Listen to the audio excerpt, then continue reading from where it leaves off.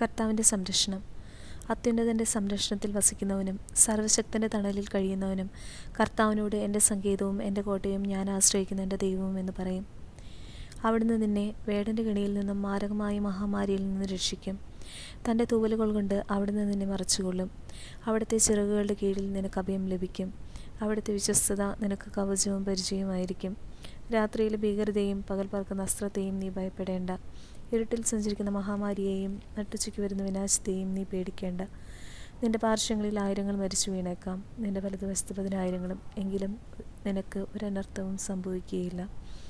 ദുഷ്ടരുടെ പ്രതിഫലം നിന്റെ കണ്ണുകൾ കൊണ്ട് തന്നെ നീ കാണും. നീ കർത്താവിൽ ആശ്രയിച്ചു, അത്യുന്നതനിൽ നീ വാസമർപ്പിച്ചു.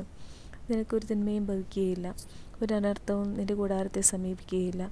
നിന്റെ വഴികളിൽ നിന്നെ കാത്തുപാലിക്കാൻ അവിടുന്ന് തൻ്റെ ദൂതന്മാരോട് കൽപ്പിക്കും. നിന്റെ പാദം കല്ലിൽ തട്ടാതിരിക്കാൻ അവർ നിന്നെ കൈകളിൽ വഹിച്ചുകൊള്ളും. സിംഹത്തിൻ്റെയും മണലയുടെയും മേൽ നീ ചവിട്ടി നടക്കും. യുവസിംഹത്തെയും സർപ്പത്തെയും നീ ചവിട്ടി മെതിക്കും.